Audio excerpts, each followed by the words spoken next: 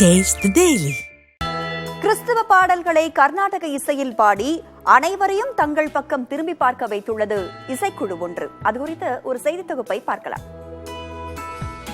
Christmas பண்டிகை கொண்டாட்டங்கள் களைகட்டியுள்ள நிலையில் தேவாலயங்களில் சிறப்பு பிரார்த்தனை கூட்டங்களுக்கு ஏற்பாடுகள் செய்யப்பட்டுள்ளன.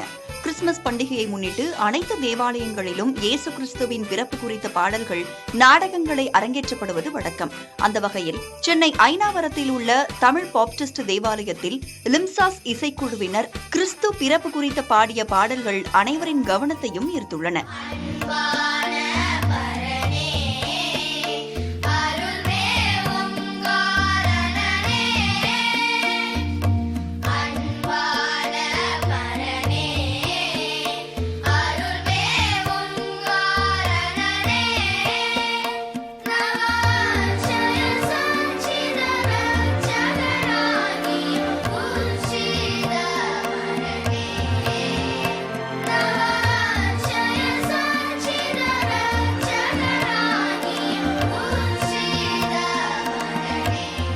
சிறு குழந்தைகள், பள்ளி மாணவ மாணவியர் கர்நாடக ராகங்களில் கிறிஸ்துவ பாடல்களை பாடி இறைவனுக்கு இசை அர்ப்பணிப்பை நிகழ்த்தினர். பெரும்பாலும் மேற்கத்திய இசையில்தான் கிறிஸ்துவ பிரார்த்தனை பாடல்களை கேட்டிருப்போம்.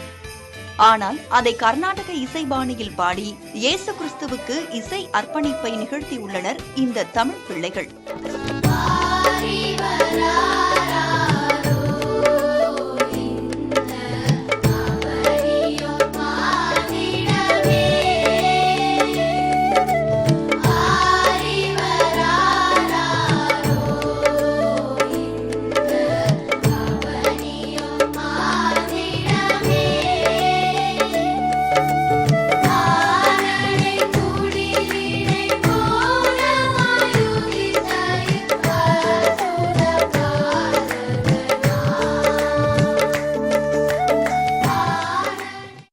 இந்த கிறிஸ்மஸ் காலங்கள் ஒரு மன மகிழ்ச்சியின் நாட்கள். இது ஒரு 2-3 மந்த்ஸாகவே இயேசு பிறப்பின் பாடல்களை பல திருச்சபைகளிலும் பல மேடைகளிலும் பாடி அவருடைய பிறப்பின் நற்செய்தியை அறிவித்துக் கொண்டிருக்கிறோம். இறைவனுக்காக பாடியது தங்களுக்கு மிகுந்த மன நிறைவையும் மகிழ்ச்சியையும் தருவதாக இதில் பங்கேற்ற மாணவ மாணவிகள் தெரிவித்தனர்.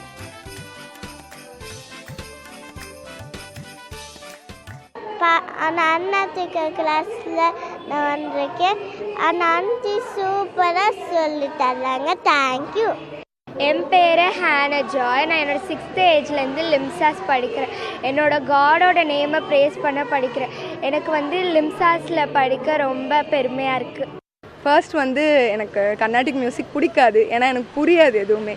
ஆனால் கிளாஸ் சேர்ந்ததுக்கப்புறம் பை காட்ஸ் கிரேஸ் எனக்கு நிறைய விஷயம் புரிஞ்சதுனால இப்போ எனக்கு அது ரொம்பவே பிடிக்குது. இப்போ ரொம்ப இன்ட்ரெஸ்டாக இருக்குது. நிறைய ராகங்கள் இங்கே நான் கற்றுக்கிட்டேன். ஸோ ஆனந்த பைரவி, சங்கராபரணம், சிந்து பைரவி, நிறைய புதிய ராகங்கள் தெரியாமல் இருந்து இங்கே நான் நல்லா கற்றுக்கிட்டேன். மிஸ்ஸும் ரொம்ப நல்லா எங்களுக்கு டீச் பண்ணியிருக்காங்க. கிளாசிக்கல் எல்லாராலும் பாட முடியுமான்னு எனக்கு தெரியல. அது ரொம்ப கஷ்டம் அப்படின்னு நான் சின்ன வயசில் நினச்சிட்டு இருந்தேன். கிட்டத்தட்ட ஒரு 8 இயர்ஸ் 9 இயர்ஸ் கிட்ட நான் கற்றுட்ருக்கேன். எல்லாராலும் பாட முடியுமான்னு எனக்கு தெரியல, ரொம்ப கஷ்டம் அப்படின்னு தான் ஃபீல் பண்ணிட்டு இருந்தேன். ஆனால் கிளாசிக்கல்ன்றது ஈஸி, நம்ம இன்ட்ரெஸ்ட் இருந்தால் போதும். மேற்கத்திய இசையோ கர்நாடக இசையோ வடிவம் எதுவானாலும் உண்மையான இறைபக்தியின் வெளிப்பாடு என்னவோ அழகான இசையாகத்தான் வெளிப்படுகிறது. புதிய தலைமுறைக்காக ஒளிப்பதிவாளர் அஸ்வினுடன் செய்தியாளர் ரமேஷ் மற்றும் திலகவதி.